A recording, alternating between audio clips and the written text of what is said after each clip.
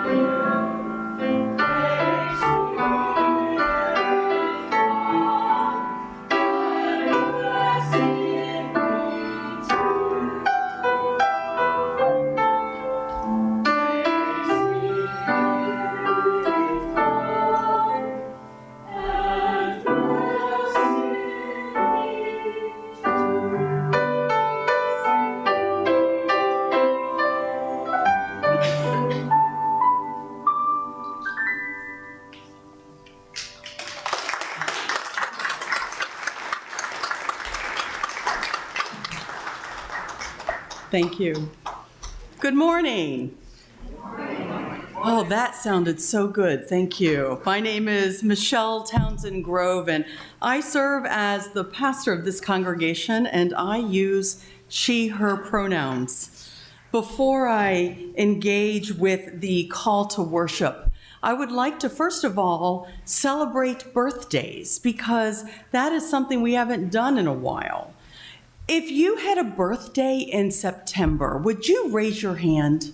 And, oh, I didn't. I shouldn't put my hand. Look at that. We're going to sing in a minute, right? Good. Look around. And how about in October? Look at this, including Olivia, who turns 18 today. Today. An adult. Gates, what should we do? Let's sing, my friends. There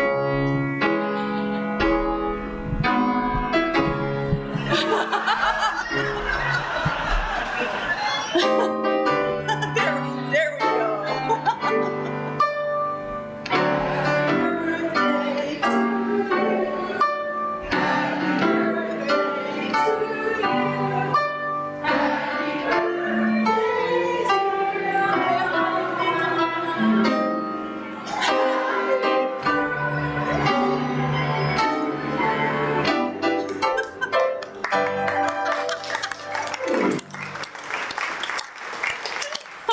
Thank you all. So my friends, I invite you to this calling of worship and service with the words of Rabbi Esther Adler. There is a hierarchy of response when we encounter suffering. Pity says, I see your pain. Sympathy says, I understand your pain. Empathy says, I feel your pain. Compassion says, I am with you in your pain and I will help. With that, my friends, let us worship together. As Gail lights our chalice, here's these chalice lighting words. These are by Gregory Pelley. And so we gather from the ebb and flow of our lives, thirsty for connection to ourselves, thirsty for connection to others, thirsty for connection to the larger life.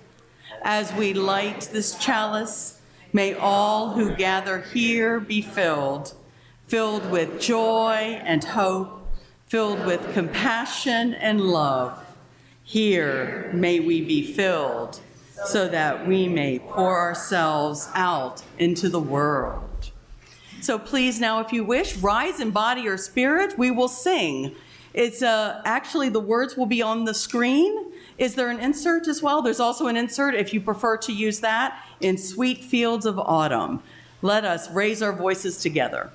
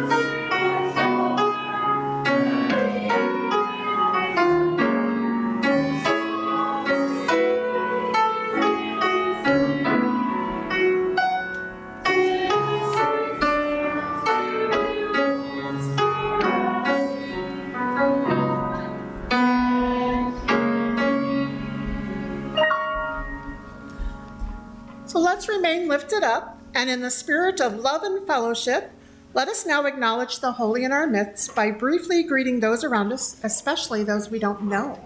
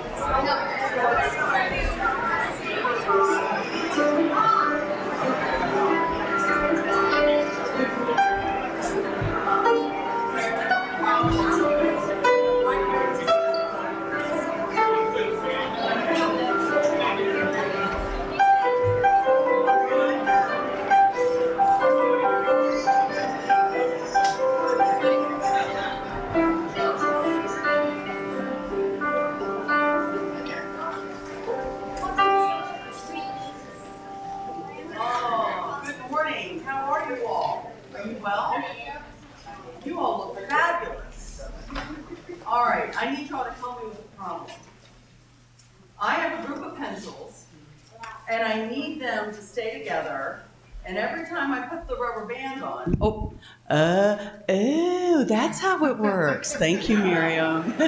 Okay, let's try. Okay, I'm going to start again. You ready? Okay, so I have a problem. So I have a group of pencils.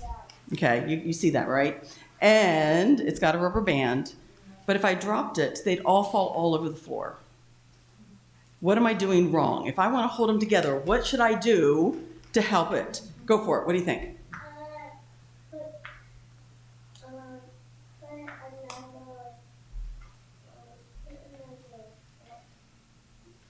Like that? What else? Yeah, this is good. You all are helping me out. What do you think? Like that? So, okay, look. So like if I do that, and now they'll stay together, right? So what you're telling me is if I take the rubber band and I add tension to it and wrap it around, it'll hold things together, right? Guess what? That's actually very good advice from you all, and it's an important lesson for all of us, because whenever we're together in community, the only way that we really grow and we stick together is when there's some tension. And sometimes in that tension, we have to work out problems, right? Whoops. And sometimes there's one that falls out, right? So if ever you have a problem when you're with friends or if you're in your classroom, then don't worry, because you all will work it out. And that tension in your community is going to help you all become stronger. Thank you for that. Sound good? All right, my friends, have fun today. And thanks for being with us.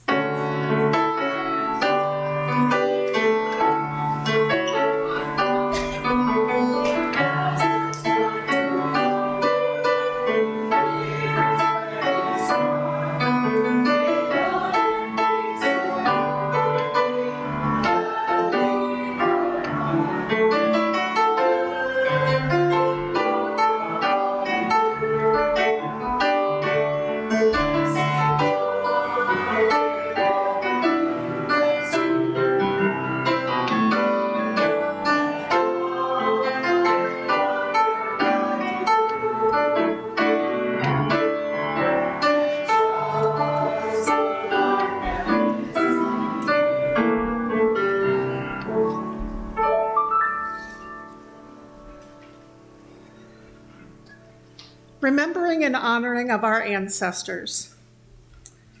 They once dwelled among us, the people of memory.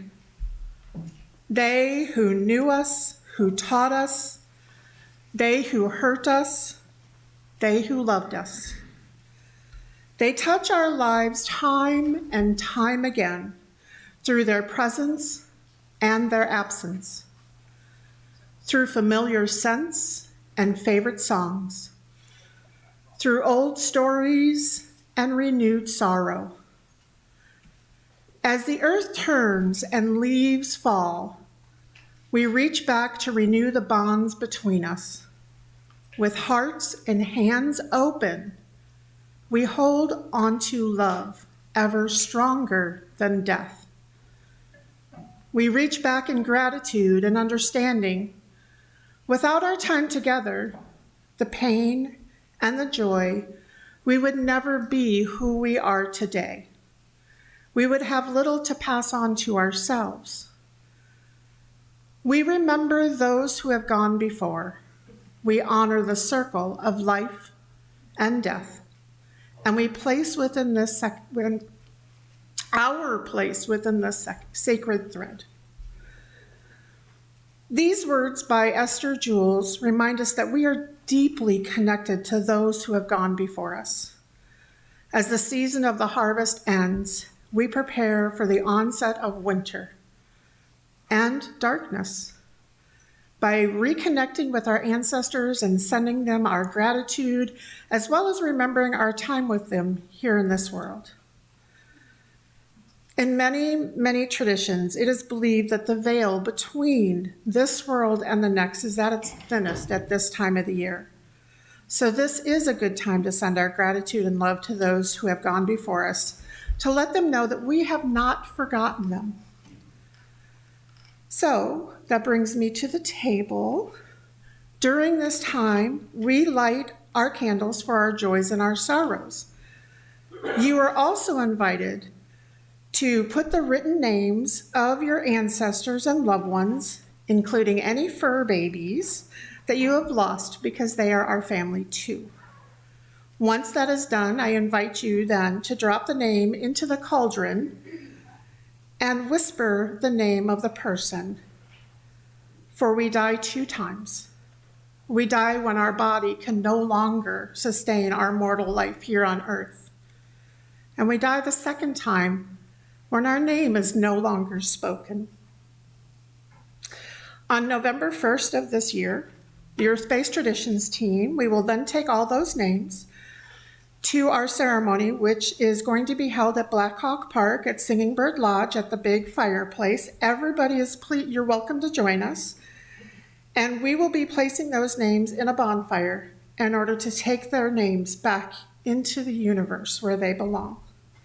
There will be an announcement in the newsletter, and I believe on the Facebook page. But if you have any questions, please ask me. I will be downstairs after service. And now we will have our pastoral care lead us into the joys and sorrows. Good morning. We come together as a community to share the joys, the concerns, the sorrows, and the milestones of our lives. At this time of sharing, we take a moment to read your entries from the Book of Joys and Concerns located on the table at the entries of the sanctuary. We have several today. From Marcy Doyle, a sorrow. Continue to send positive vibes and light to her son, David. Do we have anything online today?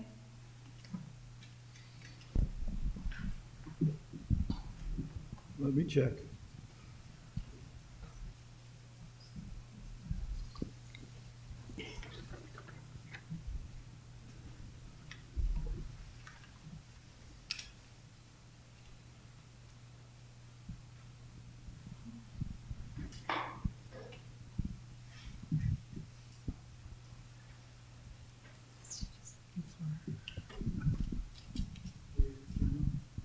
Okay. We have some apparent ones. I have that got my audio fixed. I have my joy that I got my audio fixed, which is several hours of the last 2 days. And this is from Dennis Darland and Tom LeJudas. Joy for the lovely music of the day and each concern for the path of our nation. Okay. Dennis Darlin got his audio fixed. And Tom LeJudas, the joy and the beauty of the day. Starlin, that is, he says, my birthday was October 9th, the same as John Lennon.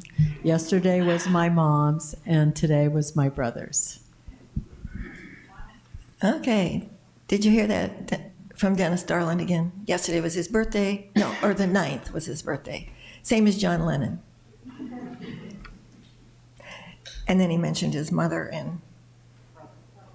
Okay. Okay. And then we have some joys from Marcy Doyle. Deshaun is back in school, all as well as can be. From Alice Traylor, thanks to Dan Dickens and James Baldwin for helping clear the Giving Garden yesterday. Also thanks to Dan Bensink for volunteering to take away the 10 bags of refuse.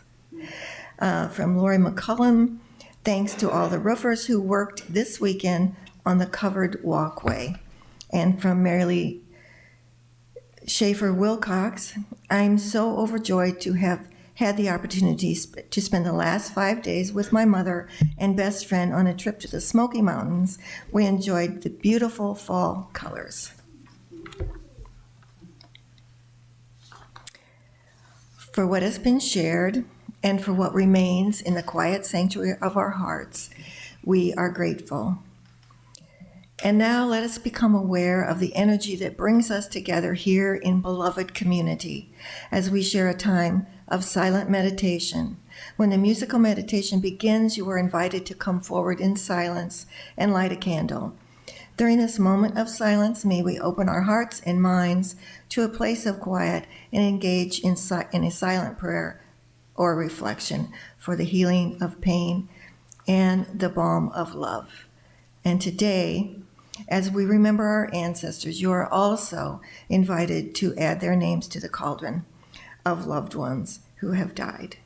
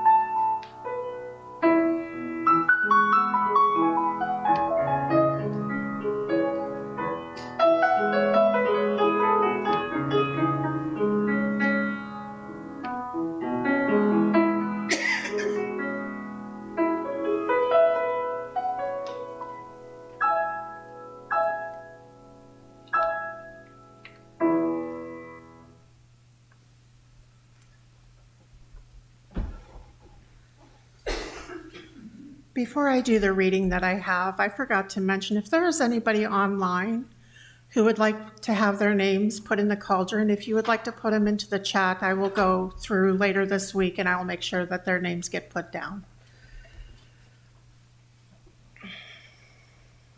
Here are these words by Reverend Dr. David Breeden. Compassion is not a hothouse flower. Compassion needs weather, the frost of failure, the storm of anger, the flood of regret, the drought that says there is nothing left to say. Compassion loves rough soil, the stones, weeds, the cracks between our best intentions. Compassion does not bloom quickly. It leans towards the light, but does not fear shadow. Compassion is not a hothouse flower. It is tough, persistent wildflower, growing between the cracks on the hottest, hardest days. Compassion loves the rough soil of humanity.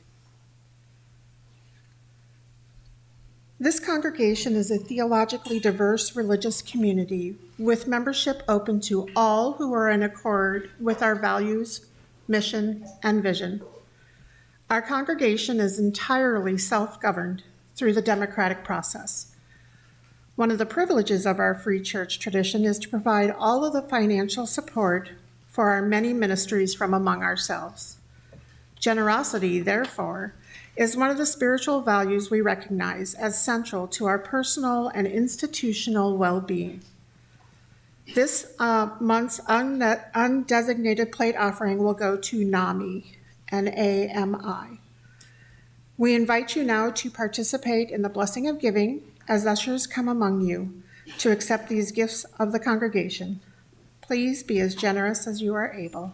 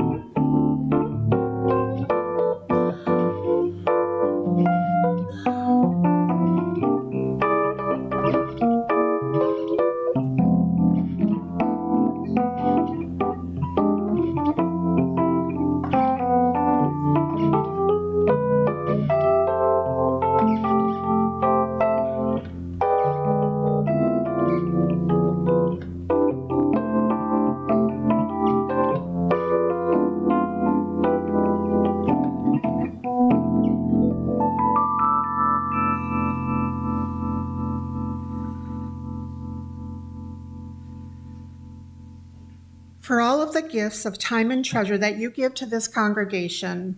With sincere gratitude, we thank you.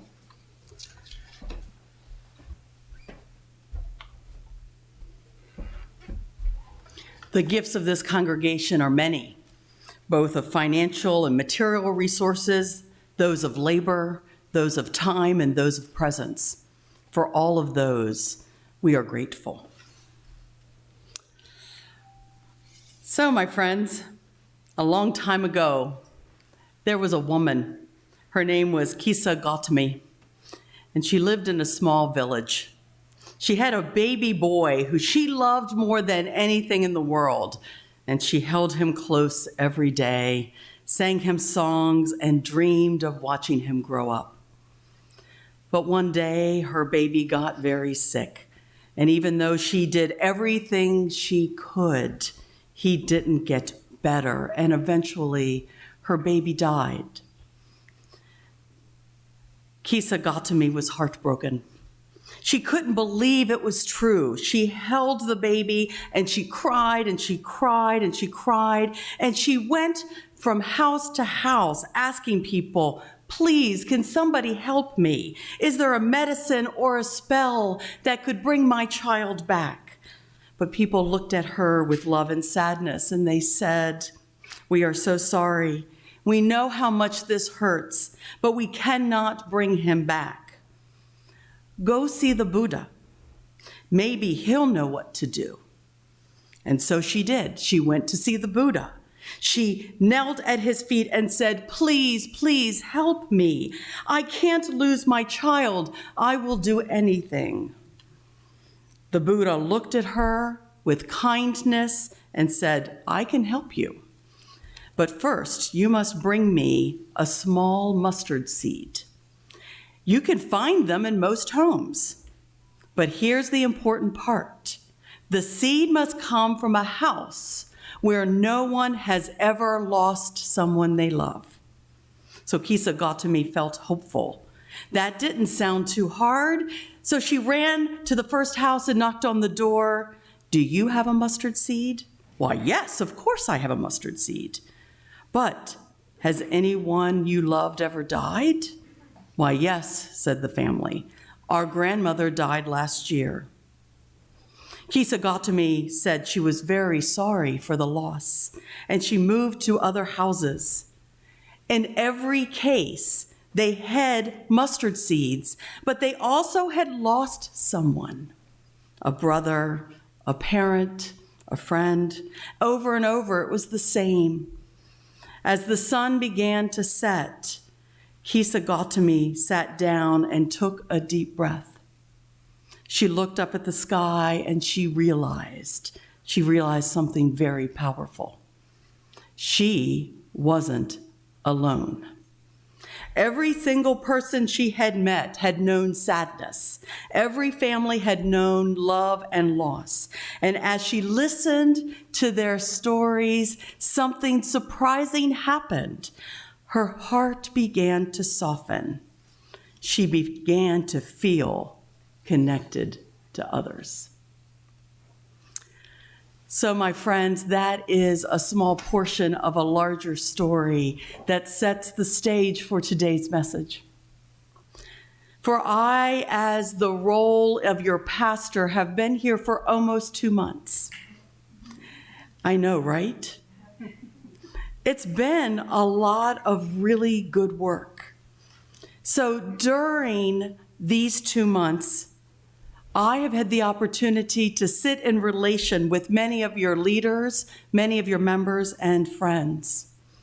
I have listened to stories of the congregation's past and your hopes for the future and your presence of what does it mean to be Unitarian Universalists in the Quad Cities.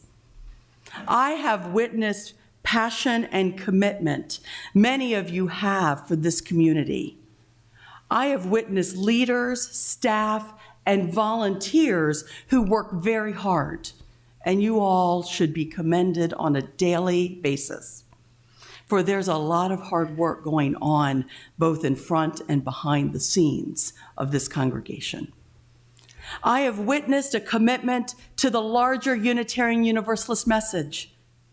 I have witnessed a commitment to your mission and vision and your future. And surprisingly, I have both agreed and disagreed with several of you. This is where you register shock. Really? Because that's what we do when we are in authentic community. I have held space for the larger questions of existence. How is it that we identify ourselves as a community? I have seen laughter and joy, and I have felt the fear and the pain and often conflict that runs through this community. That's normal. Often it is a conflict that kind of festers and doesn't find resolution, and often it does. There are a few people who have spoken in anxious tones because of their fear and the way in which we are going, because the unknown is a scary thing. There are several who have spoke empathetically of their opinions. And I have even had a couple of encounters where voices were raised. And I know that those raised tones come from fear, not from not being heard. What does it feel like when we're not valued or heard? What are those fears that underlie it? In this simple, small time that I have been with you so far, I have seen a beginning picture of your heart and soul. And I want you to know it is gorgeous. At its heart, never forget that. It is beautiful. I am aware that there's still more for me to learn. So now last week, Diane Anderson provided a wonderful Sunday message centered on self-compassion. How is it that we take care of ourselves and find true compassion and true identity that we are worth a great deal ourselves as individuals? Thank you for that message. Today, I would like to expand that a bit to talk a little bit about how is it that we cultivate community compassion. How is it that we live compassionately in and with each other? Not as pity, where I see you, or sympathy, I understand you, or empathy, I feel you, but actual deep compassion with each other where we know we are in relationship with each other. During these past 2 months, I have been reflecting on one of the people that I have admired, and that is Marie Montessori. Montessori is someone who invented an absolutely amazing way of looking at education and lifelong learning. And often there are schools, including some that are actually called Montessori schools, that use the Montessori method. At the heart of Marie Montessori's education theories and methods is the question, I wonder. Marie Montessori enters education, learning, and community with the idea of not making quick judgments, not going to quick resolution, but to always be questioning, always be inquisitive. And when there's conflict or when we hit challenges, instead of shutting down or getting all tied up in knots, what happens if instead we ask the question, I wonder? How is it that that could actually help us to be more compassionate to those around us, both when we agree and when we disagree? I want to take an honest moment, my friends, to talk a little bit about some of the behaviors that have come from the sense of challenges that I have observed in this congregation. For, remember what I said earlier, and this is so true, at the heart of who you are beautiful and doing amazing work. And I want you to always remember that. I have seen such joy, such passion, such compassion. And that is an amazing thing that will help you to go forward. And yet at the same time, I've often witnessed and sometimes heard stories about places where anxiety of not being valued or heard has caused intense actions and interactions with each other, where voices were raised. And I want us to know that at the core, when either our voice wants to be raised, it comes out of a place where we might not feel valued or heard. And when we're in a conversation with someone, and this is true both within this congregation and within our world around us, often if someone raises a voice to us, that feeling, that anxiety, that fear of not being heard may be present. That happens. I have empathy for that. And at its deepest level, as we grow in our relationship and as you all continue to grow in your relationship, both with me and each other, I also hope we have compassion for that, for we are in relationship. Just because I disagree with you on something doesn't mean I don't hear you. If you and I disagree, I still value your insight. In fact, more than likely, I will grow from it. And I hope that when I disagree, you also grow as well. However, when that trauma triggers and we feel as if we're getting anxious and a voice might be raised, I'm going to encourage us to adopt a practice. I've already instituted this with our staff and with some of the other groups like religious education, and I invite you to do it with me. If I'm in a conversation, for example, with someone and their voice is raising to the point where I feel like it won't be productive, I'll do this. And then more than likely, I'll just turn and walk away.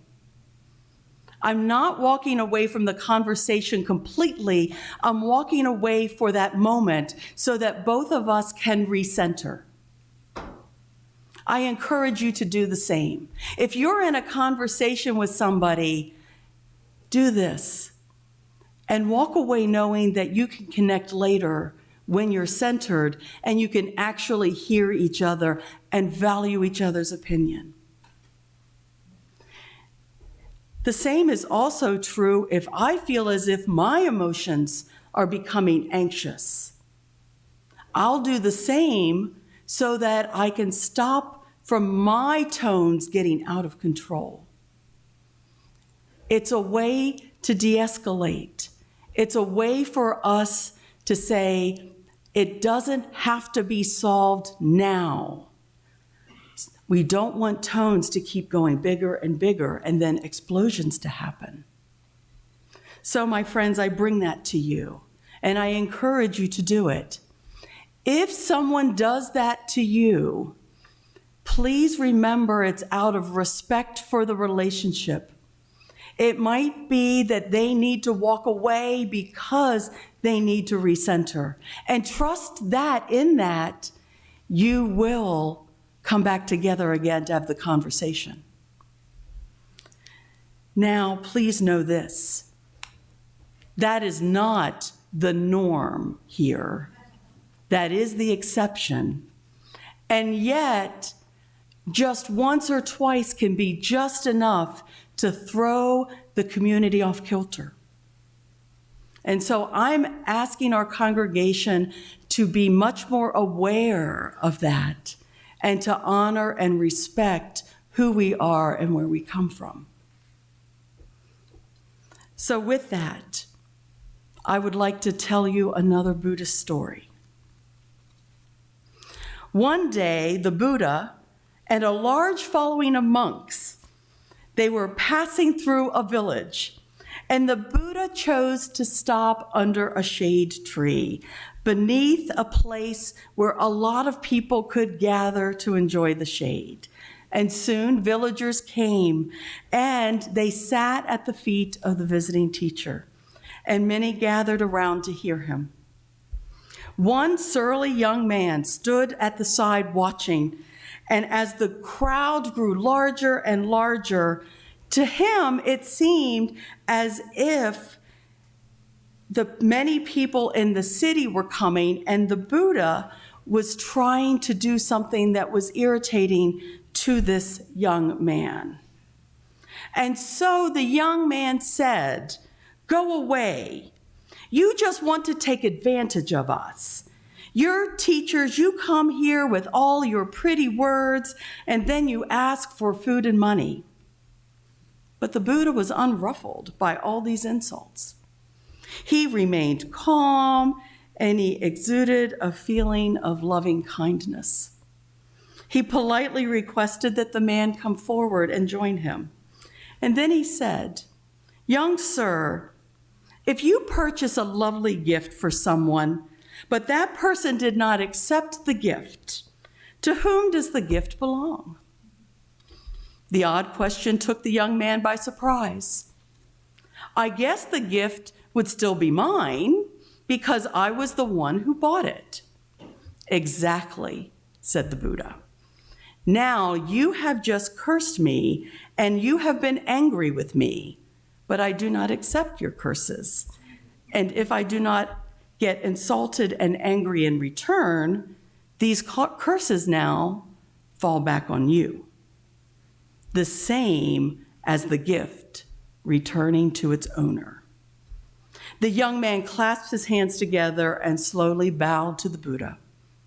It was an acknowledgement that a valuable lesson had been learned. And so, my friends, with this, I ask you to remember that we have a pledge, a covenant that we share. Repeat after me, if you will. I invite you to do so. Loving kindness guides us.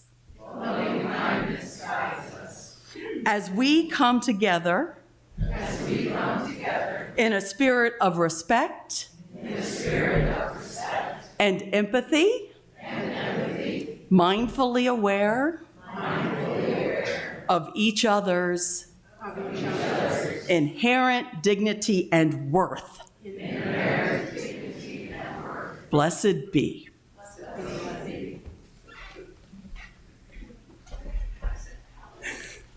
So if everybody would like to please rise in body and our spirit for our closing hymn. It is number 1010 in the teal hymnal, "We Give Thanks." The lyrics will also be up on the screen.